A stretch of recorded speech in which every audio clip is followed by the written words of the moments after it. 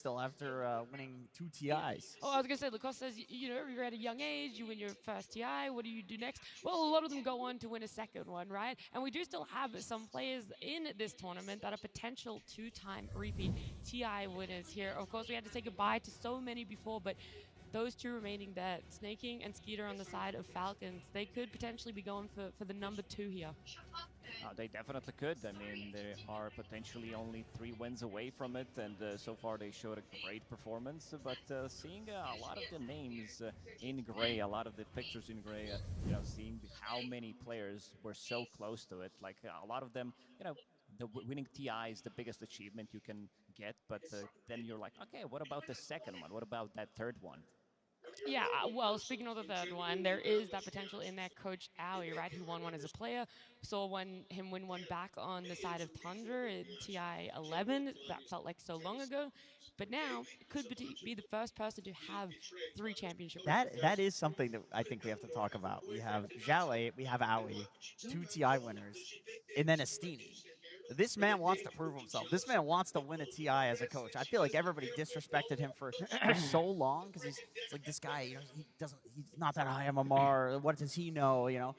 Well, I mean, I think he showed it this year, but that he's hungry for more. Like that guy is not okay with just winning majors all year. Like he needs to win TI. Yeah, he's definitely the brains of the operation. Even though 100%. he's not like not like Aoi or Xiao 8 when they have like TI wins under their belt, but he is a very, very smart guy. When you talk to him, he offers a lot of insights. I mean, I've worked with him before, and he's always a really smart guy, and I respect him a lot. Yeah, well, we're not seeing Falcons until later in the grand finals, but we still kind of wanted to set up the story around these guys, right? The potential in the 3 wins for Owie, the potential for Skeeter and Snake King getting their repeat. We've got the 2 youngest players there on the side of Malrine and Amar, but of course Crit, who's come to TI so many times. The 9th in the row for him is this one, actually.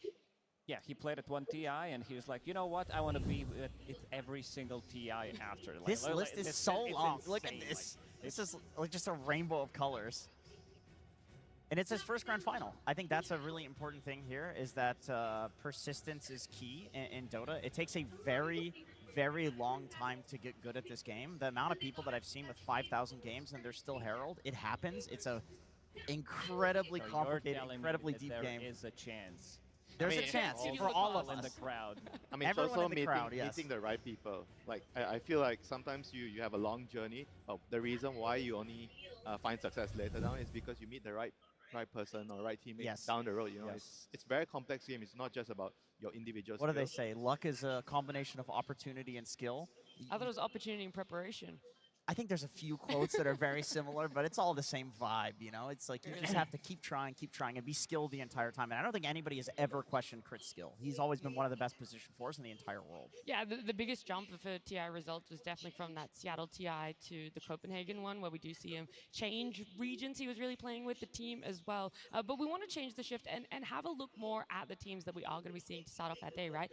P-Vision up against XG. And for P-Vision, the biggest thing here is the fact they have 3 TI debutants. The fact that we have 3 players on a roster coming to TI for the very first time. It feels very rare that you're going to come along a player who is just ready to be at the peak competition level. Yeah, for sure. I thought it was going to influence them not being on the main stage. Sure, they did win some of the majors throughout the year, but I was thinking, it's their first TI. The nerves are going to kick in, and then you see them play their first series against Heroic. It's nothing. It's like they've been here multiple times with all 3 players that never played at TI's main stage. That is pretty impressive. I got to ask, out of the 3 that are remaining, who are your champions? We talked about this day one. I'm still siding with P-Vision. I still think that they've got it. The 9 class factor, this guy is just insane. We've never seen a Dota player like him before. What do you guys think? A team fight overlords, XG. You I think was going to say, as if Winter was going to go. You're saying that because they have an SEA player. Don't sit here and lie to me. Okay, you got me. Fine, you got me. I mean, How could you X-Nova, not? he's a god. He's so good as well. Who are you going for, Lacoste? I think I have to go with XG. Like their team fighting capabilities, the way they draft the Zhao 8 as well wants to lift another Aegis, and of course Ame, the uncrowned king. None of us picked the upper bracket team. Nobody picked Falcon. What's your pick? I don't want to put my prediction out there. Okay, she doesn't. Right, I see. Okay. You don't want to jinx things. I don't want to jinx things. Somebody's got to say people... Falcons, though, right? All right, I'll say Falcons then. Okay, now we're even. That's fine. Because It's there's going to be one team that's 2 of us choose. Right, because there's 4 of us and There's only 4 of 3. us. Yeah, that makes sense. All right, we're going to have a look at our schedule so you guys know exactly when all of our games are going to be taking place, because whilst we do love to talk about Dota so much, we do love to see it even more. Of course, we're going to be starting off with P-Vision up against Extreme Gaming. That one's going to be starting very soon. 10 a.m. is the time that we're hoping to begin. And of course, our grand finals, which switches up to a best of 5 with only 1 confirmed team so far, that's Falcons, is going to be happening at 1 p.m. There's a lot of stuff that happens in between, so make sure you're still around in the arena tuning into the stream, because there's a lot of goodies between lower bracket and grand finals. I just realized we're sitting in an audience of like 10,000 people. We could just ask them who's going to win. Okay. You Which team do you want to start with? Let's start with who thinks P-Vision is going to win the International?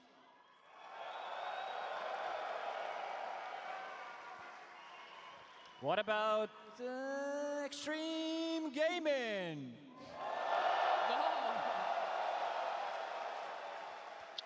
Okay, and anyone out there who thinks Falcons is going to win TI? Wow.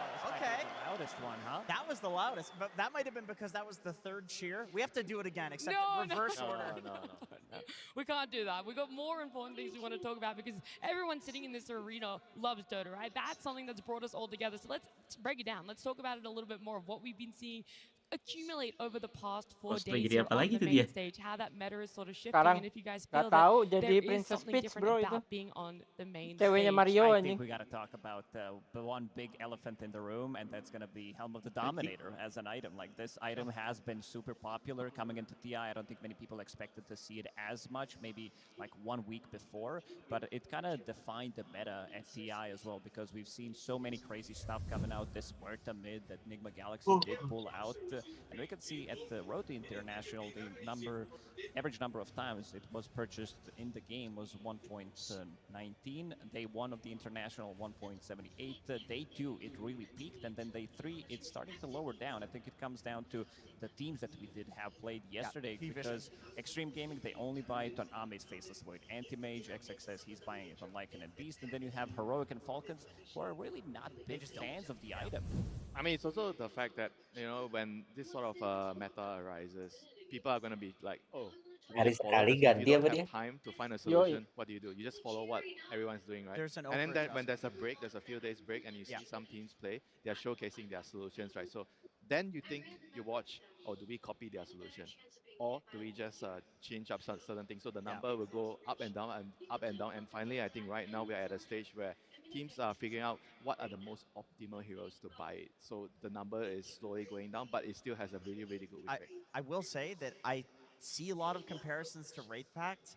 I do not think that it's like that. Wraith Pact was extremely boring, extremely easy to use. Helm Dom, we have seen some highlights of Helm Dom. Of course, it's funny when you see creep versus creep in lane, but we got the Muerta mid. We've gotten some really interesting picks because of Helm Dom. I think it should be nerfed after TI. But you're trying to save yourself here, you know? I'm happy that we have this like goofy, wacky storyline, you know, because it's led to some really interesting picks and scenarios, like the skeletons blocking camps. I was about to say, it's not just the heroes that are coming out from it as well. It's the way that people are using it if they're picking it up in different roles. Are you doing high it skill to help you farm? Are you doing it to shut down the opponents a little bit? But the fact that it helps also for the hero picks, we're seeing a Faceless Voids feel more comfortable. We're seeing anti-mages as well, who I would say has been having a great showing so far on the main pretty stage. much. This is the only reason why some of these heroes are popular. The anti-mage that you did mention, we saw, I believe, one Spectre as well. I don't think without Helm of the Dominator would be seeing this hero being picked at all, because she's really not the sort of things that you need to focus on. And I feel like in this current meta, if you make like one small mistake in the draft, you could easily get punished for it. I still think that the meta has not caught up to the stuff that 9 Class is doing. Sure, if they lose, maybe there's an over-adjustment happening there, and you could point at him and say, look at this guy, he's 0-7, what is he doing? But he's taking Watchers, he's sniping wards and sniping sentry wards. He's actually got a very high, I think he's like 3rd on average D wards. That's a 4 position. This guy's not a 5, he's a 4 position. But it's almost like he plays Dota and he's focused on these other objectives that everyone else kind of doesn't value highly enough. Yeah, and the last 7 matches that they did play, they did have 5 games that they did win with Slark and that Monkey King. And in the 2 games that they did lose, there was no Slark, there was no Monkey King. So coming into this series, I think Extreme Gaming is not going to allow them to get the hands on those 2 heroes. I mean, that's going to be the story for today. Even we saw this story continue yesterday where he was trying to find a replacement for those heroes with the Centaur, Didn't but work out. it kind of doesn't feel like, I mean, I get what he was trying to do, and within the time frame, he probably didn't have time to figure other things out. So I think that's going to be the main talking point of today, whether he already found a 3rd hero or he's just going to run out of heroes today. Yeah, so P-Vision very, I wouldn't say dependent on their supports, but that obviously garners them so much space. That's what really helps a lot of their cores there. On the side of Extreme Gaming, though, I don't want to say it's the same story. It feels like they're very team fight orientated. That's the heroes that they're going for. That's the late game or their game plan that they strive for. Yeah, but they also have some crazy stuff that they can pull out. I mean, yesterday we saw CK with Fundamental Forging as his facet, allowing him to get Sticky and Desolator 35 minutes into the game, so you have insane amount of minus armor, and they're ready to close out the game. Like, this is something that I don't think many people would expect that this hero is going to get picked. They picked Dead Prophet, they picked Sniper, so they're very, very, in terms of heroes that they can play, Xiao 8 is going to be bringing that oomph to the draft. Yeah, this is one of my favorite teams in Dota in TI history, because for the entire year, they were kind of the, cheesy, we are going to last pick XM Sniper mid or Viper, something goofy that just like dominates the lane. They were a very cheesy team. Or Ame will be on Juggernaut when Juggernaut's like totally not in the meta and complete garbage. Spectre, things like that, where we laugh that Ame is like kind of forcing things. And now they are a team where you Orang can give them gabut semua, completely bro, random itu. heroes, and they will dominate you in a team fight. The synergy between the players, something that they did just made everything click. Like, they have a fundamental understanding of Dota that looks better than every other team. And you have to be worried about their cheese picks, because they have in the last 2 days shown they're still willing to pick it. They're still willing to whip out the sniper mid and dominate you. I mean, the team fights are very, very important in a meta where it's a lot more, I don't want to say slow, but there's just a lot of action going on the map, whether you're fighting for small things like the Lotus or the Shrine and everything else. And so having a team fight lineup means most of the time it's easier for you to execute it and fight for the objective, whereas you compare that to how the opponent's P-Vision adopts a very different type of method where they use vision with the 9-class heroes. Yeah. Live streak. I Bentar. Gua am lagi going to update. be missing the sound Driver of bentar. this horn, because when we hear it, it means only one thing. Barclays Arena, get ready for our final day of the International. Sebentar.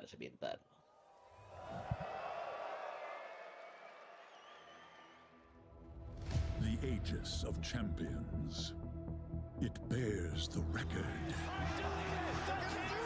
reminding us of the battles we all hold sacred.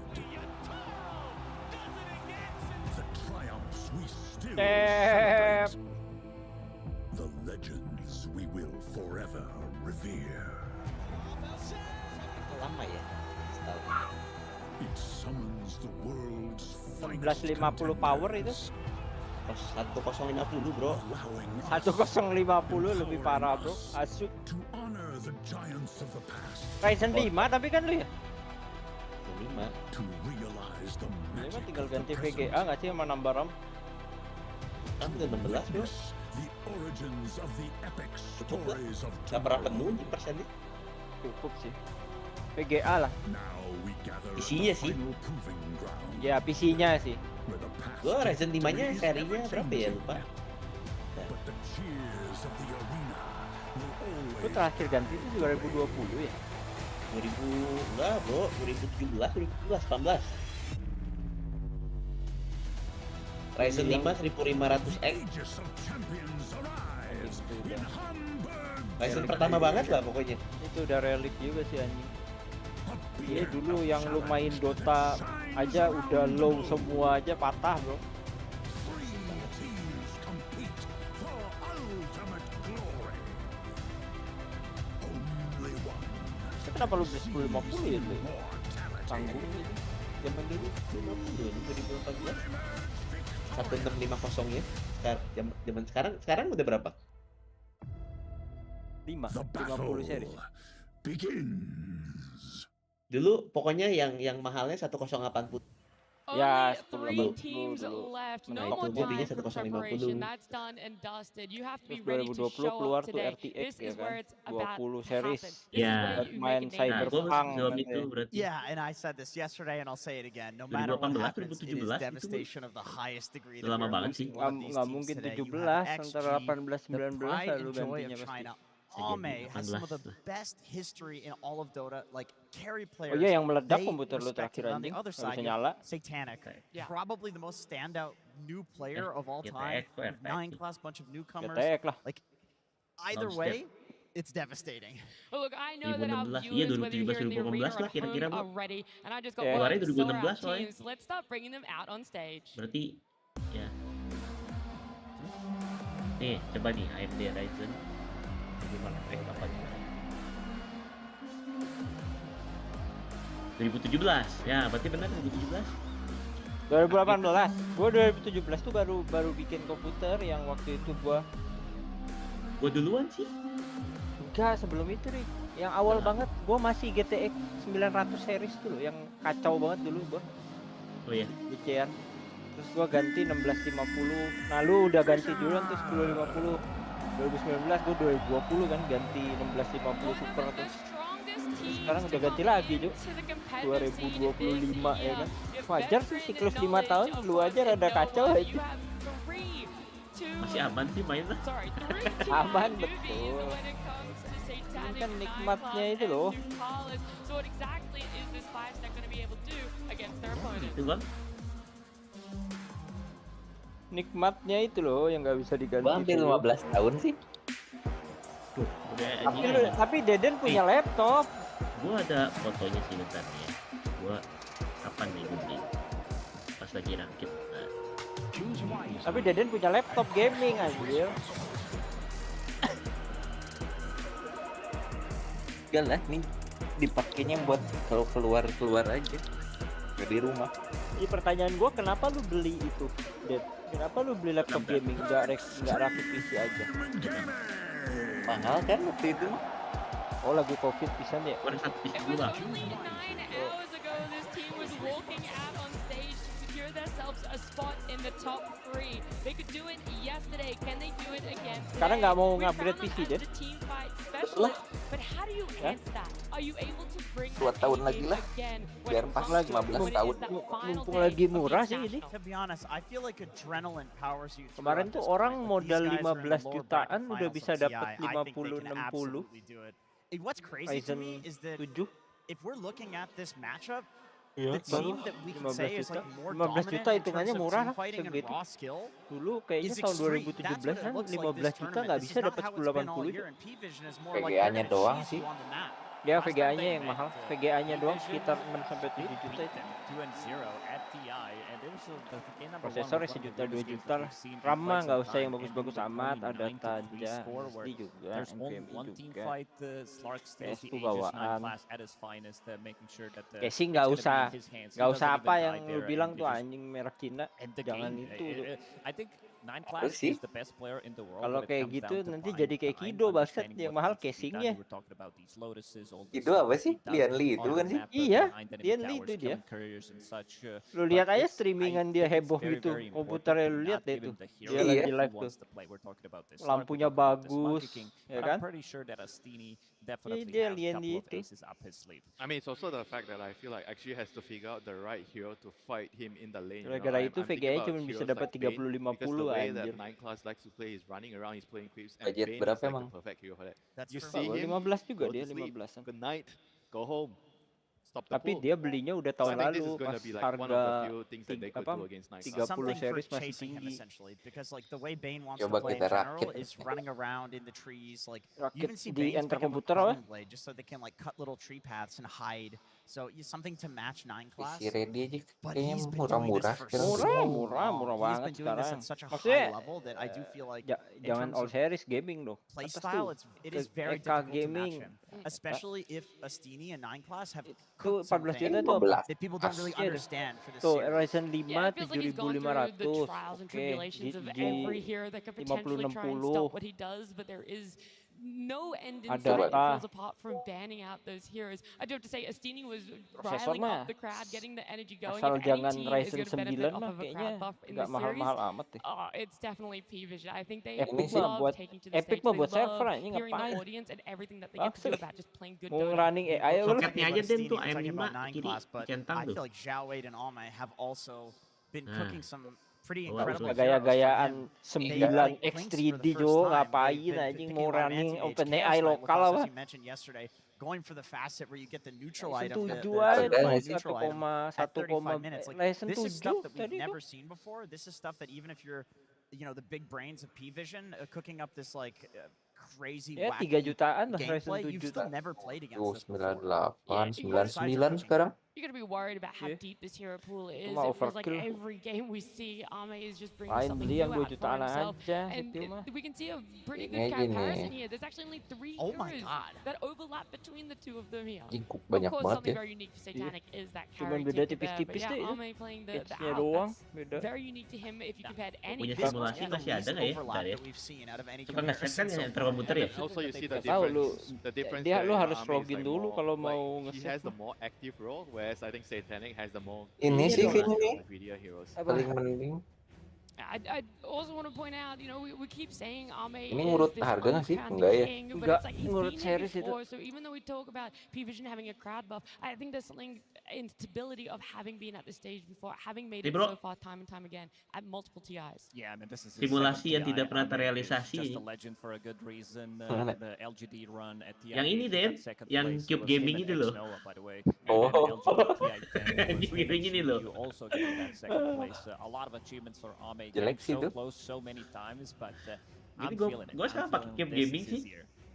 Really, Lacoste, you're all Nggak in bisa that rusak, way. Bang. Bones, yeah. He Yeah. just somehow Apa sih makes Cube Gaming casing ya? it so far into the 3.000. tournament Patch, every time. the patch is also really Iya dah, favorable casingnya for this kecoy type lu of playstyle where mejanya kayak the game Kido is tuh loh. so Kalau slow, you PC-nya get more beneran time to ditaruh farm, mau you kelihatan get this banget helm, ditaruh and di then you get sebelah creeps, and you monitor know when mah to join Gua the fight, so I think nggak this usah could Low be profile ini. orangnya, Den. Well, I don't want to stall this out any longer. Our players are Casing now gua aja ready. They're out on the pakai stage in their Oxipus. booth. So let's get this low Bangsa bracket ini 4 going. juta.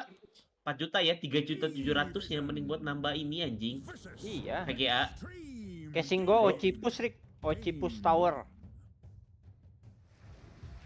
Gak ada. Best of 3 to 400.000, decide if bro. you're going home Ocipusnya or gimana? going to the grand finals. Occipus Gamma A chance C50. here for these two teams to OCY make it Pus. there. Oh, ini, Okay, ini, one ini ada- draft on ada. our screens Gamma. now, and we do wonder who C50 exactly is gua. going to be Nah itu targeted, black who's gua, going to be able dotnet to itu. excel and show Iya, their strengths in 400. this series. Is this a prediction for the entire draft? An Aegis, that's what they're going to draft And first. an Aegis. Well, you have to Sebenarnya take Roshan Ryzen from- 5 It's the lowest 5500 X3D bukan sih? Yeah, I Yang don't know if we're going to be seeing a Witch Doctor. That was one Yang of them, apa? right? Yeah. The crowd is happy. Slark yang is murah out. meriah bagus. Udah I mean, X3D. also the Mars, right? Udah like, X3D pretty ya. interesting, like, we Udah saw Ini really rada- good wattnya gede ya, performances bukan? on XXS on the Mars, and we highlighted Nggak that ngerti sih they are bedanya the apa, team kencang fighting, sih yang Mars pasti. is the hero Iya. for that. It's probably the perfect Jauh hero, sih I would say, yang for this X3D. game. Like the way that it lets you split up fights is very important. Mana But I X3D yang remember mana sih? XM in an interview. Ini Tuh, ya. yang ages belakangnya ago, he said, X3D aja. if you give 120 us watt, bro, SF, anjing. we will win with SF, Iya. and then you will ban SF. So Bukan yang they still 7. value it. We've not seen a Yang huge 5 aja. amount of success from Iya, the yang hero, 5 but I feel aja. like when we have seen it, it's been 4. picked in scenarios where they needed Nih, other stuff. nih, They needed bro, some spirit type hero, and then SF browsingannya was picked apa as browsingannya the orang answer tua there, and I don't think it's si that. Deden I think if you join draft an care entire anjing draft around biar SF, kagak kesleo. it's very good, especially if you Kayak can ada also ini mah flex gua it. gak pernah buka. Yang 3D Tapi ini soketnya Ricky. 120 watt ini. Yang baru lah Bang Le, masa yang lama Bang Le? Ya, lu mau yang apa nyarinya tadi? Enggak, tadi mau lihat watt itunya yang 3D. Kalau mau lu AM5 38.400. AM4 ada 3D, ada yang 3D. Ada yang baru. Itu tuh Itu tadi. It's probably 5.800 slightly ya, as Male? a mid hero right now after Apa? Oh, ini the nih. little nerfs that he X3D. had, Enggak Ryzen 5. in the last patch. Ada kan ya 5.800 kan. Open as a flex for them. And I think I like to Ryzen also 7 mention itu that the fact that 5.800. whenever you're Nggak ada playing bro. high level dollar like this, it's Gua very cuman important to 5.600 have X control nih. over the mid section of the map. Something itu like juga SF or cukup. sniper, you know, you shove the wave Cukup out lah. and you can pressure the tower. I think this is something that maybe actually Nah, felt Gak like ada, brought dia them gak ada success in stop. previous series, Dia especially nggak when ada they had stop the ini. sniper. So they're trying Udah to find a AM5 hero aja. which you can pick early, but also not yet counter. Right? Iya, 'Cause we M5 talked tadi a ada little bit kan. about the sniper, where you don't really want to open the drop with until you see your matchup. Yeah. I think SF Iya. has a little bit more leeway with that because you can I move it think to the carry. both of the teams are putting a lot of Kalau Gua pressure. lima ini sama I would say VGA ya, this is a Bang flex Le. pick for P-Vision. Nggak ada agree. PGA. I think Yes. they're Masa trying to terima take emang this ada 3D potential kan ada sniper that 7 could come semua out, anjing. something that we've seen yesterday that they did against the same Yeah. matchup. Ada and 9 I anjing. kind of feel it that this Ya, could nggak be usah gaya-gayaan position Ryzen 4 or 9 position aja. 5 invoker that they Yang wanna G run yang if ada it ya? gets countered. I was thinking the exact Game ada same grafik. thing Iya, because benar, I do ada think grafik. Gak ada bang that Ryzen 5 Invoker, X3D. with the current way that you play him, getting the Dom, you're playing Lu mau cold ngomongin apa snap, sih nih? tons of summons. It's Nggak, very tadi. Lu hard ngerakit. for SF because SF mid Nggak, si wants Deden to go tadi Blink and Yasha and 3D Kaya. He kencang doesn't apa, get a terus BKB lewat until mati later on, kencang. so it's almost impossible Enggak, to get Ryzen directly 5 him yang off because baru all of Invoker's ada. stuns. So because of that, Tapi maybe kayak belum ada di XG is Indonesia thinking, deh. okay, this is going to be an Invoker mid. Of 5600. course, there was a 5600 while that 9 class was X3D. playing Invoker.